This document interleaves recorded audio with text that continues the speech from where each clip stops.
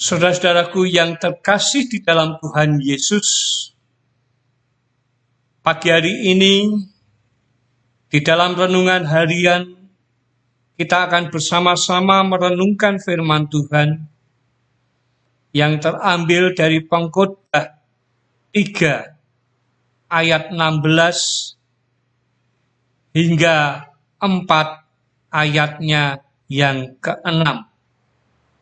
Di situ diberi judul ketidakadilan dalam hidup. Ada lagi yang kulihat di bawah matahari, di tempat pengadilan, di situ pun terdapat ketidakadilan. Dan di tempat ketidakadilan dan di tempat keadilan, di situ pun terdapat ketidakadilan. Berkatalah aku dalam hati, Allah akan mengadili baik orang yang benar maupun yang tidak adil. Karena untuk segala hal dan segala pekerjaan ada waktunya. Tentang anak manusia, aku berkata dalam hati, Allah hendak menguji mereka dan memperlihatkan kepada mereka bahwa mereka hanyalah binatang. Karena nasib manusia adalah sama dengan nasib binatang. Nasib yang sama menimpa mereka, sebagaimana yang satu mati, demikian juga yang lain. Kedua-duanya mempunyai nafas yang sama, dan manusia tak mempunyai kelebihan atas binatang. Karena segala sesuatu adalah sia-sia. Kedua-duanya menuju satu tempat. Kedua-duanya terjadi dari debu, dan kedua-duanya kembali kepada debu. Siapakah yang mengetahui apakah nafas manusia naik ke atas dan nafas binatang turun ke bawah bumi? Aku melihat bahwa tidak ada yang lebih baik bagi manusia daripada bergembira dalam pekerjaannya. Sebab itu adalah bahagianya, karena siapa akan memperlihatkan kepadanya apa yang akan terjadi sesudah dia? Pasal yang keempat, lagi aku melihat segala penindasan yang terjadi di bawah matahari, dan lihatlah air mata orang-orang yang ditindas, dan tak ada yang menghibur mereka, karena di pihak orang-orang yang menindas ada kekuasaan. Oleh sebab itu, aku menganggap orang-orang mati yang sudah lama meninggal lebih bahagia daripada orang-orang hidup yang sekarang masih hidup. Tetapi yang lebih bahagia daripada kedua-duanya itu, kuanggap orang yang belum ada, yang belum melihat perbuatan jahat yang terjadi di bawah matahari.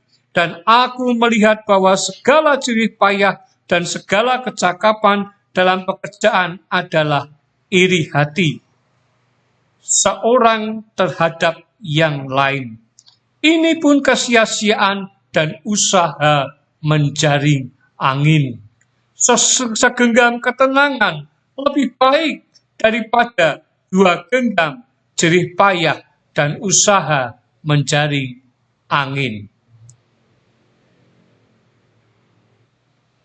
Saudara-saudaraku yang terkasih di dalam Tuhan Yesus, Allah kita penuh misteri, dan apa yang dikerjakannya dalam dunia tidak dapat diselami oleh manusia, bahkan orang percaya. Salah satunya adalah perbandingan antara manusia dan binatang. Pengkhotbah menunjukkan bagaimana perjuangan manusia hanyalah kesia-siaan. Ia mengatakan bahwa dunia di mana kita hidup penuh dengan kejahatan. Pertama, ketidakadilan. Tidak ada orang maupun lembaga yang dapat menegakkan keadilan.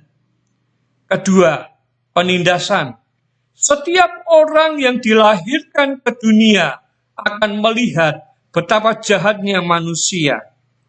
Allah membiarkan hal ini terjadi karena Allah hendak menguji manusia dan memperlihatkan bahwa mereka tidak ada bedanya dengan binatang. Di sini ditunjukkan betapa nasib yang sama menimpa mereka, yaitu sama-sama harus mati.